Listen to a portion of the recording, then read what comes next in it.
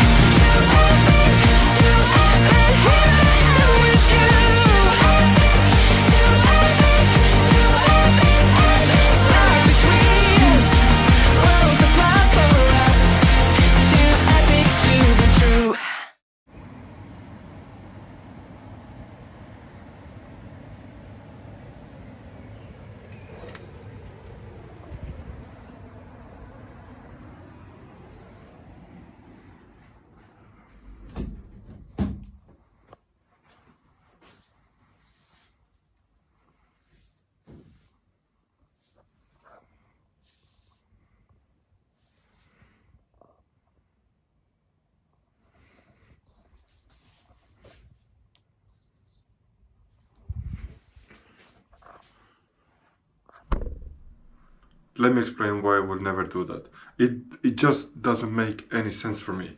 But I just realized one thing is missing.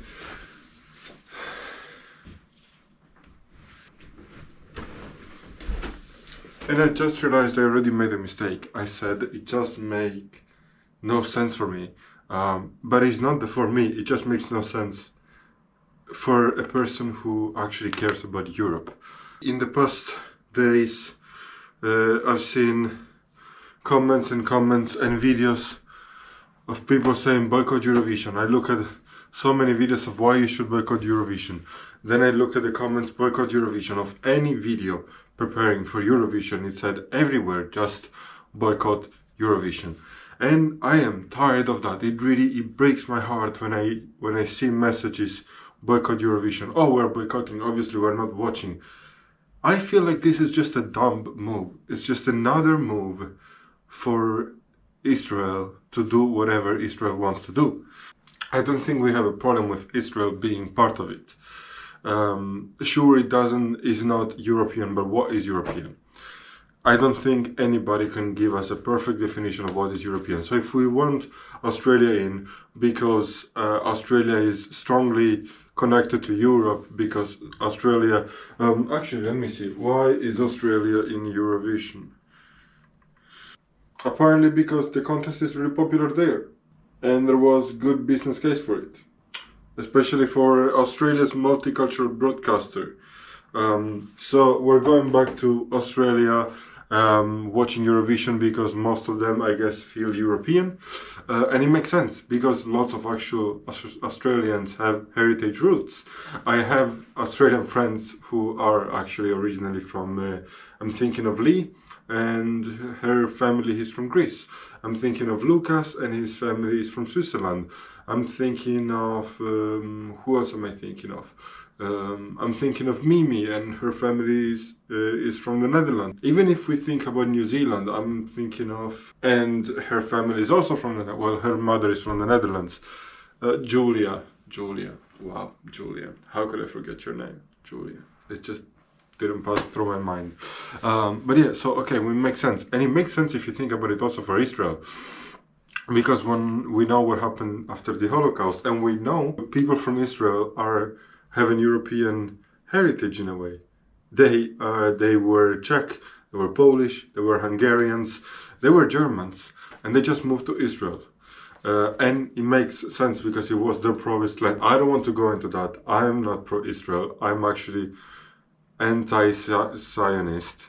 I don't think it should exist. My personal opinion is I don't think it should exist a state extremely connected or based on a nation. So I'm not the biggest fan of, for example, the state of Iran, the way we see it right now, as I'm not the biggest fan of the state of Israel as we see it right now. I think the state and religion should be two different things. One is a temporal power, one is a spiritual power.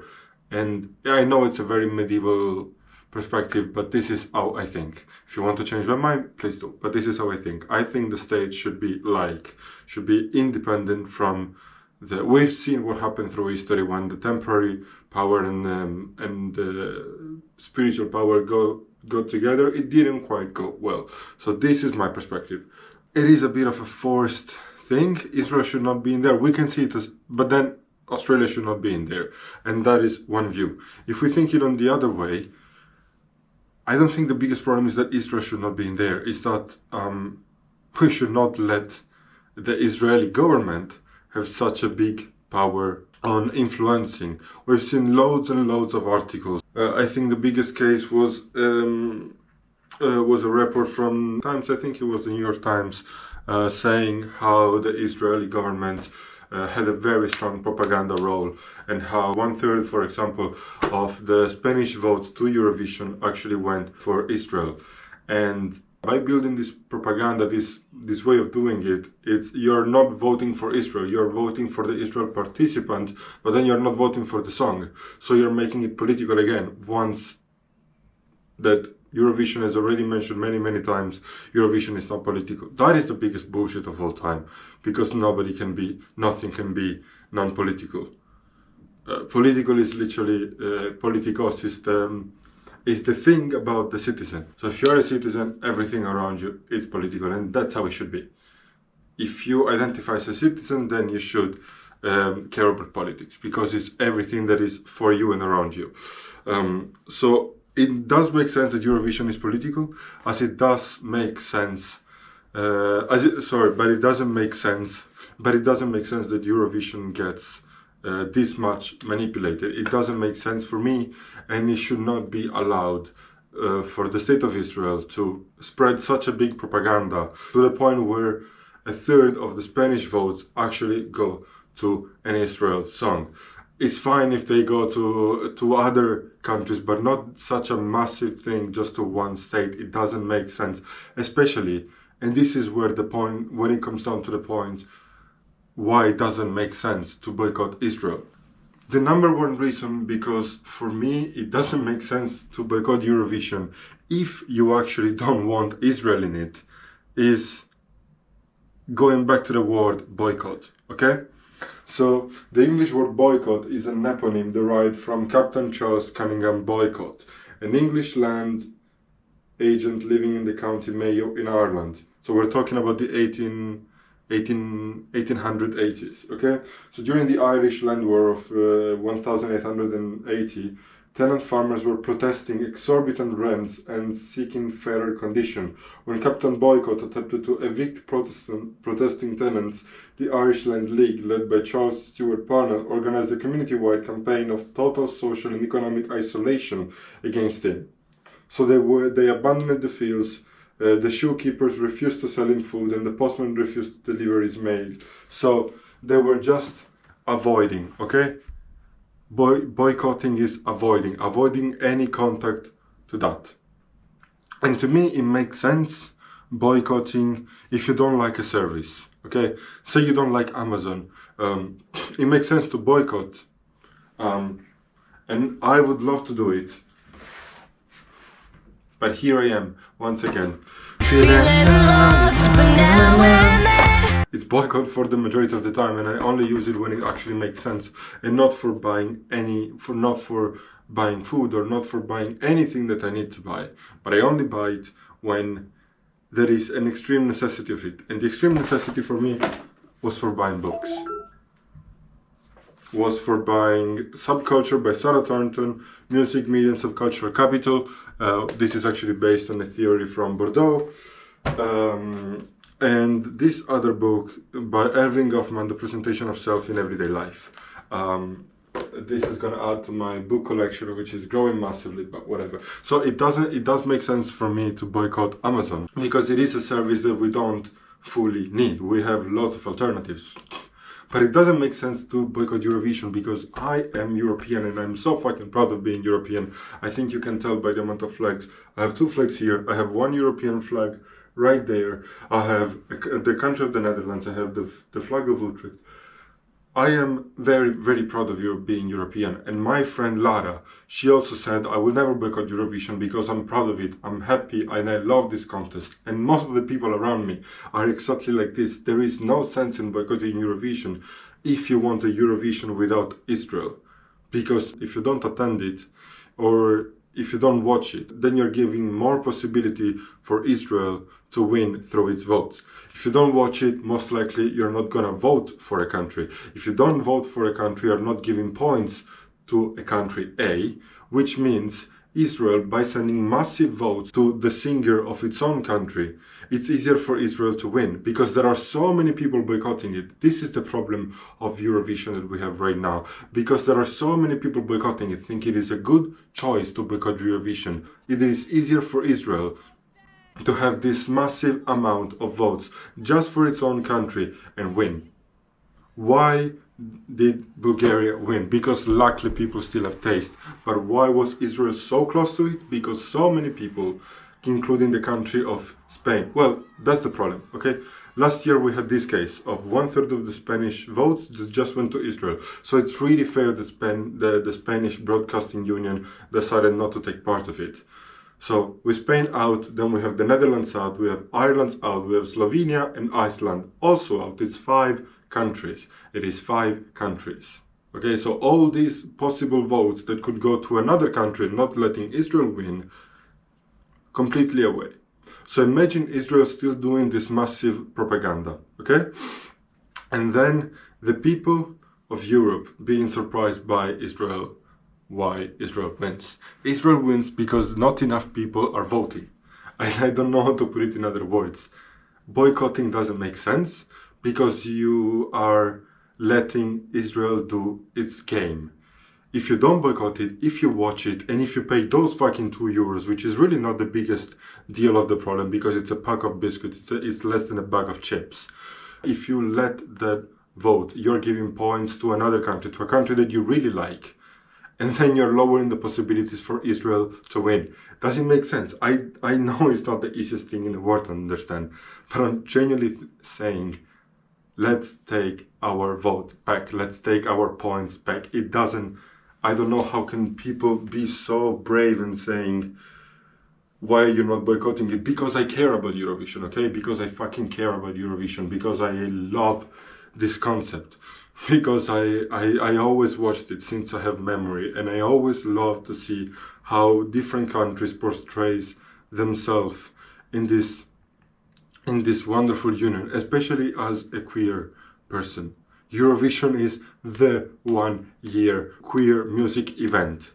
It's the one thing all the queers, all the European queens are waiting for throughout the year. Is the event. I don't know how to put it in other words. And if you look even at the videos of the Eurovision, of the people who went there, people are booing.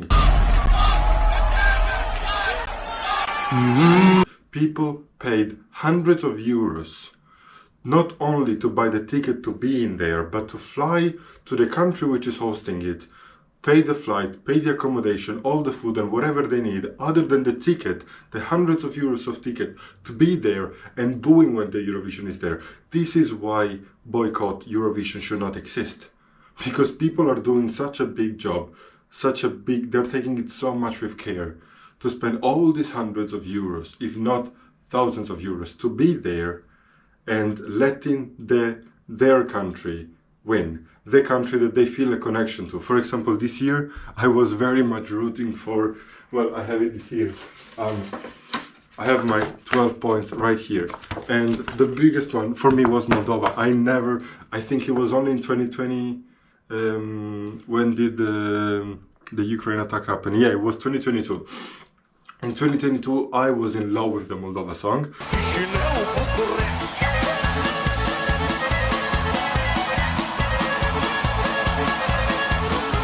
And I was sad that they didn't win. But this year, I was rooting for Moldova, and then I had Greece.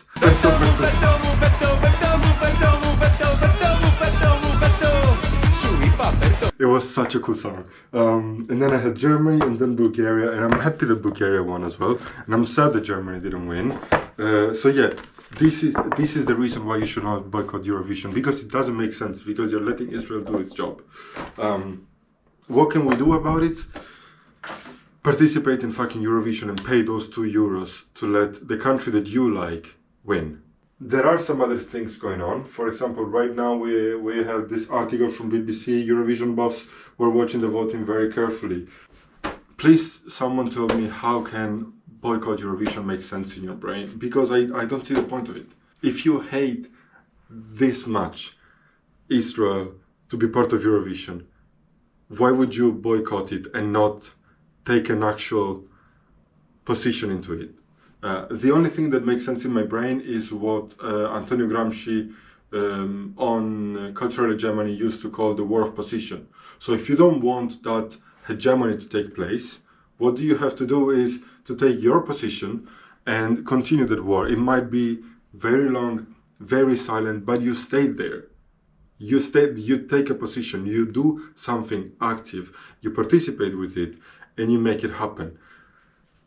I don't know how to put it in other words. It's the war of position. If you want Israel to be part of it, do something active, because boycotting is passive. You're doing Israel's job. Good job. Great. Congrats. If you wanted to actually be part of it, maybe vote and enjoy this wonderful, sparkly, glittery, queer song music contest. And if you say, what do you mean Eurovision is queer? Have you actually watched Eurovision? Because to me, it is the most queer music event that we can see. I mean, Europe is queer. Low-key. This is how me and my friends were watching Eurovision. What do you mean? What do you mean? What do you mean? I'm done with this rant. I just hope maybe my friends who asked me why you're not boycotting it, maybe next year they will watch it. Maybe they will take a bit more of a participant role in it. Because just not watching it, it's even worse. Then we're gonna get to this year result where Israel was there. Everybody was hoping for Bulgaria just to have someone to beat Israel. And this is not Eurovision. This is just not liking Israel. I don't know if hating in Israel is the right word. It's just hoping Israel not to win. This is not Eurovision. Eurovision is rooting for your country and hoping that that country will win. And even if it doesn't win, enjoying the winner. But if Israel is the winner, nobody else is gonna watch Eurovision, and that's another pitfall of capitalism again. Letting the corporation do their job, do whatever they want, have this massive sponsor win over, the Moroccan oil win over, and then they've taken over everything that we like the most. Do we want that to happen? Do we want Israel to actually take over the thing that we like the most? Maybe not. Maybe not. Me and my friends travel from all over the world to Vienna to see the Eurovision. And it's our yearly reunion, you know? Maybe I don't want Israel to win. It's just our thing, you know? People were celebrating that Israel didn't win. Unfortunately, this is the saddest part. People were not celebrating Bulgaria winning. People were celebrating Israel not winning. I don't feel like this is the actual Eurovision I want to. I love it. I just feel sad about it. It's not exactly what I was hoping for. I was hoping for a nice competition, not for hoping someone not to win. It's a bit sad. But it is how it is. Maybe you will change my mind in the comment. I really love music, okay, and I really love Europe. This is a coincidence that came in my post recently. Music, media, and subcultural capital, and I'm really curious to see what this book have to say with all of this, with all of what's happening. I will go enjoy this book and try to find a place on my bookshelf because it's kind of full. But yeah, I love Eurovision. I absolutely love Eurovision. And I don't want this to just go down and not exist anymore. The people before us have done such a massive job, so let's try to keep it alive. Please, please.